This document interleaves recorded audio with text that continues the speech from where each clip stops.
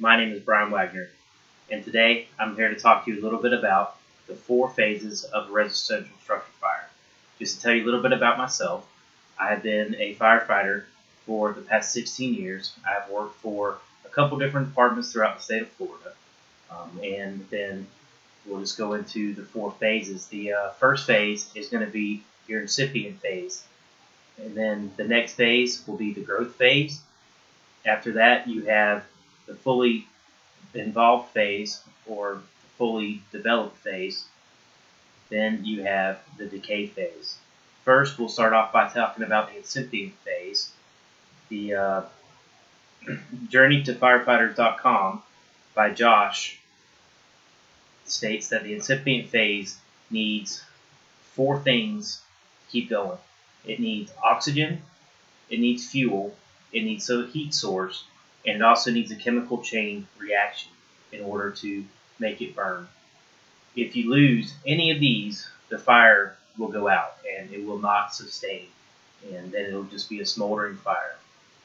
After that, you have the growth phase, as long as it keeps the four things that it needs to burn. The growth phase, according to firefightertoolbox.com by Brian T. Smith, the growth phase is where the fire starts developing into a more evolved fire. It starts off-gassing through the different materials inside of the structure, and then it starts consuming your different household items, your couches, your furnitures, your TV stands, in the kitchen, your cabinets. It starts getting a hold of all them, and all of that starts to burn. After that, you have the fully developed phase, and during that phase, according to firehouse.com, that is the phase where everything in the room becomes on fire.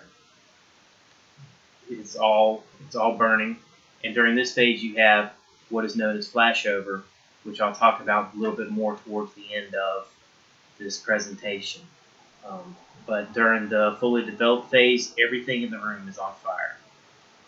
After the fully developed phase, you go into the decay phase.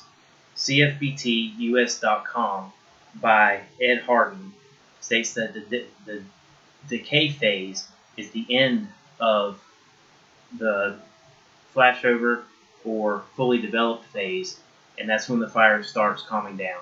It starts to run out of fuel. It's the chemical chain reactions that we started talking about earlier, the fuel, the heat, the chemical chain reaction, and everything that you needed, the oxygen that you needed for it to burn and to sustain, is starting to all go away, and you no longer have what you need in order for it to burn. It has pretty much consumed all the fuel and as much as it's going to have in order to burn.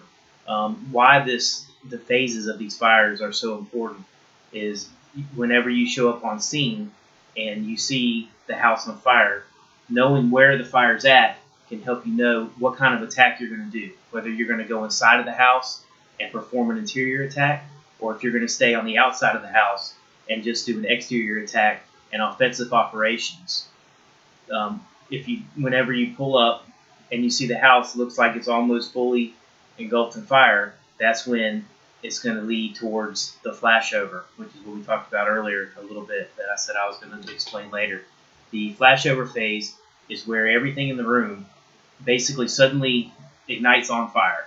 It's very rapid and it's very hot. It's the hottest part of the fire, and that is the most deadly part.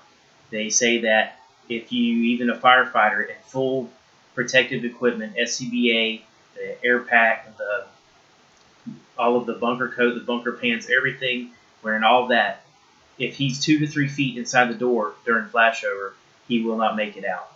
If there's anybody inside the house during flashover, they will not be victims. They will be deceased inside of that residence. You'll no longer be a recovery effort.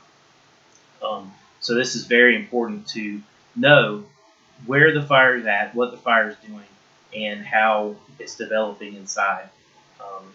I hope that I've taught you a little bit about it today. Here's my note card. Thank you.